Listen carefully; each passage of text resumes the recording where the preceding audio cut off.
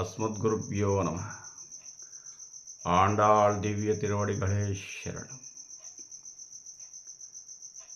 భగవద్బంధులందరికీ కూడా శుభోదయం. ధనుర్మాసంలో 11వ రోజులోకి వచ్చేసాం. ఈ రోజున అమ్మవారు మరొక గోపికా స్త్రీని మేల్కొల్పుతుంది. ఒక్కొక్క గోపికాశ్రేణి మేల్కొల్పడంలో ఒక్కొక్క రకమైనటువంటి ఆధ్యాత్మిక చింతన ఉంది.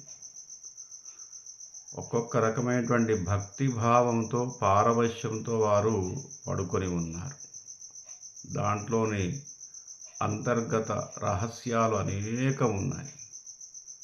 కానీ అవన్నీ మనం చెప్పుకోవటము సాధ్యం కాదు కాబట్టి ప్రాథమికమైనటువంటి విషయాలు మాత్రమే స్పృశిస్తూ కేవలం మనం పూజకు కావలసినటువంటి పాశురాన్ని అనుసంధానం చేసుకొని దాని ప్రాథమిక భావాన్ని మాత్రమే మనం చెప్పుకుంటున్నాం. మరోసారి అవకాశం ఉన్నప్పుడు తప్పకుండా ప్రతి పాశురంలోని ప్రతి వాక్యంలోని విశేషార్థాన్ని, అంతరార్థాన్ని, ఆధ్యాత్మికమైనటువంటి నిగూఢమైనటువంటి అర్థాన్ని మనం చెప్పుకునే ప్రయత్నం చేద్దాం. ఈరోజు పాశురాన్ని మనం అనుసంధానం చేసుకుందాం. ముందుగా తనియ విన్నపం. నీళాతుంగస్థనగిరితటీ సుప్తముద్బోధ్య కృష్ణం పారార్ధ్యం సంసృతిశతశిరసిద్ధమధ్యాపయంతి సోచ్ఛిష్టాయాం స్వజనిగళితం యా బలాత్కృత్య భుంక్తే గోదా తస్యై నమ ఇదమిదం భూయయే వాస్తు భూయః. అన్నవయల్ పుదువై ఆండాళ్ అరంగరుక్కు పన్నుత్తిరుప్పావై పల్పదియం இன்னிசையால் பாடிக் கொடுத்தாள் நற்பாமாலை பூமாலை சூடி கொடுத்தாளை சொல்லு சூடி கொடுத்த சுரற்கொடியே தொல்பாவை பாடி அருளவல்ல பல்வழியாய் நாடினி வேங்கடவர்க்கென்னை விதி என்ற விம்மாத்தம் நாங்கடவா வண்ணமே నల్గు. ఈ రోజున 11వ పాశురాన్ని మనం ఒక్కసారి విన్నపం చేసుకొని దాని భావాన్ని చెప్పుకునే ప్రయత్నం చేద్దాం. ఈరోజు నిద్రపోయినటువంటి గోపికా స్త్రీ కూడా గాఢ నిద్రలో ఉంది. ఆ నిద్ర కూడా సుప్త చేతనావస్థ. స్వామివారి యొక్క లీలా విశేషాలను స్మరిస్తూ పరిపూర్ణంగా మనసు స్వామి మీద లగ్నం చేస్తూ పడుకున్నటువంటి ఒక విధమైనటువంటి యోగ నిద్ర. ఆ నిద్ర నుంచి మన అమ్మవారితో సహా మిగతా గోపికా సమూహం అంతా కూడా ఈ యొక్క అమ్మాయి ఇంటి ముందు నించొని నిద్రలేపుతున్నారు. కాత్యాయని వ్రతానికి వేళైందని చెప్పి. கத்துக்கரவை கணங்கள் பல கறந்து செத்தார் திரளதியச்சென்று செருச்செய்யும் குத்தமன்னில்லாத கோவலர்தம் போர்க்கொடியே புத்தரவல்குல் புனமையிலே போதராய் செத்தத்து தோஜிமல்லெல்லாரும் வந்து நின் முத்தும் புகுந்து முகில் வண்ணன் பேர்பாட சித்தாதே பேசாதே செல்வ பெண்டாட்டி நீ எத்துக்குறங்கும் பொருளே లోరెంబావాయ్. ఈరోజు ఉన్నటువంటి గోపికా స్త్రీ చాలా అందమైన అమ్మాయి. ఈ సౌందర్యము వెనకాల అనేకమైనటువంటి పరమాత్మను వశం చేసుకోవటానికి కావలసినటువంటి రహస్యాలు దాగి ఉన్నాయి. అప్పటి యొక్క సాంస్కృతిక ఆచార వ్యవహారాలు, సాంప్రదాయాలు, సాంఘిక వ్యవహారాలు, కట్టుబాట్లు, ఆదాయ వ్యవహారాలు, జీవన విధానం అన్నీ కూడా ప్రతి పాశురంలో కూడా అమ్మవారు అంతర్గతంగా తెలియజేస్తూ ఉంది. ఇందులో కూడా కత్తుక్కరవై కడంగల్, కత్తుక్కరవై యవ్వనంలో ఉన్నటువంటి లేగదూడలు గల ఆవులు. ఆవులన్నీ కూడా బలిష్టంగా ఉన్నటువంటి ఆవులు మందలు మందలుగా ఉన్నాయట వీరింట్లో. అందరిళ్ళల్లో కూడా ఉన్నాయి. కానీ అప్పుడు పాడి పరిశ్రమే జీవనాధారం కాబట్టి ఒక్కొక్కరి ఇళ్ళల్లో ఆస్తి అంటే ఆవుల మందలే. అప్పుడు వారు బాగా ధనవంతులు అంటే ఆవులు ఎక్కువగా ఉన్నాయని అర్థం అన్నమాట. అప్పుడు అంతే. వ్యవసాయ భూములు తక్కువే అయినప్పటికీ కూడా దాంట్లో కేవలము పచ్చికను పెంచి అవి ఆవు మందలకు మాత్రమే వాడేవారు. అట్లా మందలు మందలుగా ఆవులు గల మీ యొక్క వంశము లేదా గోపబాలికల యొక్క వంశము మందలు మందలుగా ఆవులు గల, అవి కూడా బలిష్టమైనటువంటి ఆవులు. అన్ని ఆవులు యవ్వనంలో ఉన్నాయి, దూడలతో ఉన్నాయి. అన్నీ పాలిచ్చే ఆవులు గల వంశంలో పుట్టినటువంటి ఓ చిన్నదాన కత్తుక్కరవై కణంగల్ పలకరందు. ఎన్నో వందల ఆవుల యొక్క పాలు పితికేటటువంటి వంశంలో జన్మించినటువంటి ఓ స్త్రీ తిరళజయచ్చంద్రు చెరుచెయ్యం.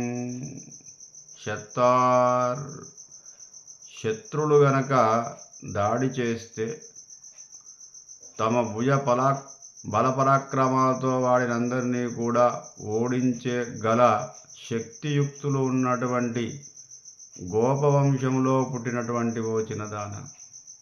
యాదవులందరూ కూడా బలపరాక్రమం గలవారు, దాంట్లో ఎటువంటి సందేహము లేదు. నందుడి యొక్క సారథ్యంలో బలంగా తయారైనటువంటి సైన్యం ఉంది వారికి. అట్టి వంశంలో ఉన్నటువంటి ఓ చిన్నదాన తిరళజయచ్చంద్రు చెరుచెయ్యం. భుజబల పరాక్రమాలతో యుద్ధం చేసి వాడిని ఓడించేటటువంటి ఎవరయ్యా శత్రువులు అంటే గోపబాలికలందరూ కూడా శ్రీకృష్ణుని యొక్క భక్తులు కాబట్టి ఎవరు శ్రీకృష్ణునికి శత్రువులో వారిని కూడా శత్రువులుగా భావించి ఓడించేవారు అని అర్థం. అప్పుడు శ్రీకృష్ణునికి శత్రువు ఎవరయ్యా అంటే మధురా నగరంలో ఉన్నటువంటి కంసుడు. మధురకు రేపల్లెకు శత్రుత్వం ఉంది. ఎవరు శ్రీకృష్ణుని శత్రువులో వారందరూ కూడా శత్రువులుగా భావించేటటువంటి వారు గోపబాలకులు, బాలికలు. అట్టి వారిని జయించడానికి కావలసినటువంటి పరాక్రమం గల వంశంలో పుట్టినటువంటి ఓ చిన్నదాన కుత్త మన్రిల్లాదా, ఎటువంటి దోషము లేనటువంటి కల్లా కపటము లేనటువంటి వంశం యాదవ వంశము. వాస్తవంగా ఎటువంటి కల్లా కపటము లేనటువంటి మనస్తత్వం గలవారు, చాలా అమాయకులు కూడా. వ్యవసాయము, పాడి పరిశ్రమ, ఎవరైనా దాడి చేస్తే వారిని ఓడించటం, ఇవి మాత్రమే తెలిసినటువంటి వారు. పైగా చాలామంది గోపబాలురు పాలు అమ్మేవారు కాదు, ఉచితంగా పోసేవారు. పాలు అమ్మటము పాపముగా భావించేవారు. అటువంటి ఇతరులకు సహాయము చేసేటటువంటి కులంలో పుట్టినటువంటి ఓ చిన్నదాన కుత్త మొన్రిల్లాద కోవలదం పొర్కొడియే బంగారు తీగవలే ఉన్నటువంటి చాలా అందమైన అమ్మాయి ఈ గోపికాస్త్రి. ఉన్నటువంటి సమూహంలో చాలా అందగత్తి. బంగారు తీగ అనడంలో కాలిగోరు నుంచి శిరస్సులో ఉన్నటువంటి వెంట్రుకల వరకు కూడా చాలా అందమైనటువంటి శరీర సౌష్ఠవము గల ఓ అందమైన అమ్మాయి. నిద్రలే అమ్మ, ఎటువంటి వంశంలో పుట్టావు నువ్వు? ఎటువంటి వారు నీ యొక్క తల్లిదండ్రులు, నీ పూర్వులు, అదేవిధంగా ఎంతటి అందగత్తెవు నువ్వు, బంగారు తీగవలి ఉన్నావు, ఎటువంటి కల్లాకపటము లేనటువంటి మనస్తత్వం గలవారు మీ పూర్వులు, ఒక్కసారి నిద్రలే అమ్మా అని చెబుతూ ఆ అమ్మాయిని పొగుడుతూ పుత్తరవల్గుల్ పునమైలే పోదరాయ్, పుట్టలోని పాము వలె నితంబము కలదానా.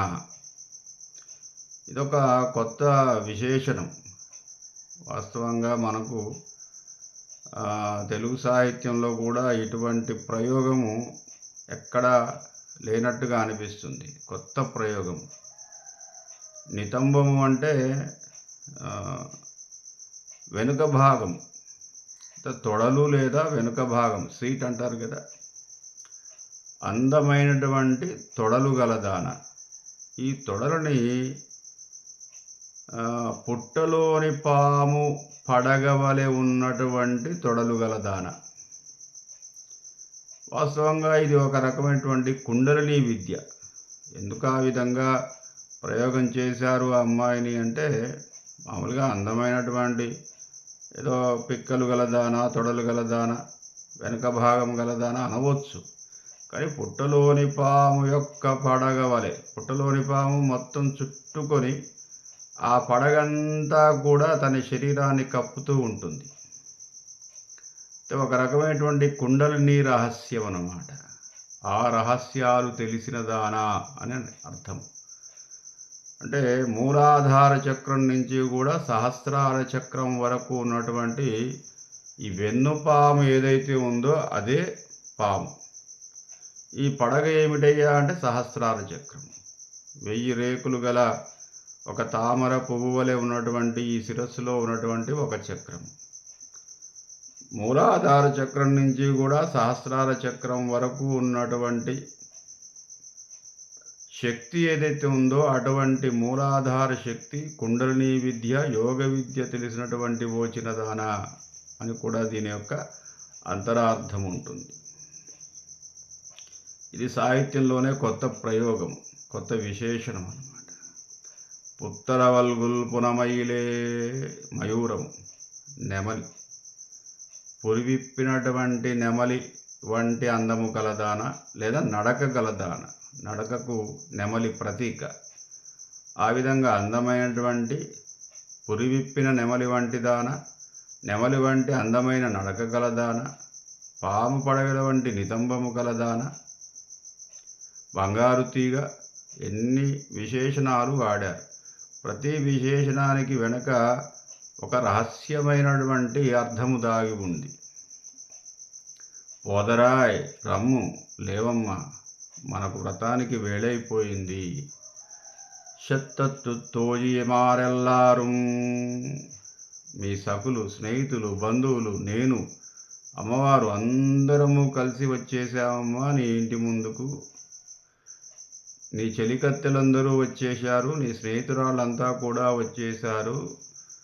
నిన్ పుత్తుం పొగుందు, పుత్తుం నీ ముంగిట, నీ వాకిట, నీ యొక్క వాకిలి ముందు, దర్వాజా ముందు నిలబడి ఉన్నావమ్మా. ముకిల్ వన్నన్ పేర్పాడా,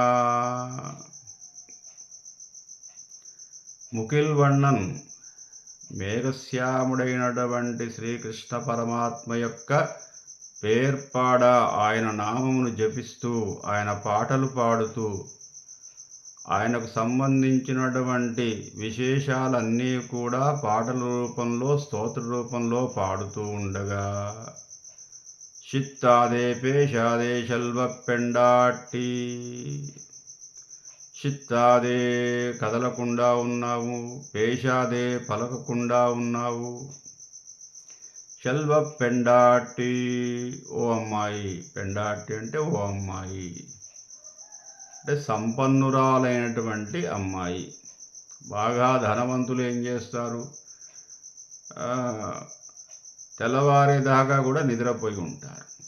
సంపన్నురాలు కాబట్టి ఆ విధంగా నిద్రపోయావా, లేదా నీ అందానికి శ్రీకృష్ణ పరమాత్మనే పరవశుడైపోయి నన్ను మోహించి తనే నా దగ్గరికి వచ్చేసి ఈ యొక్క వ్రతానికి సంబంధించినటువంటి ఫలితాన్ని ఇస్తాడు అని చెప్పేసి ఆ విధంగా ఆదమర్చి నిద్రపోతున్నావా?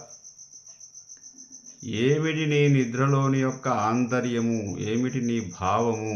ఇప్పటి వరకు లేవకుండా ఉన్నావు, మేమంతా పిలుస్తూ ఉన్నాము.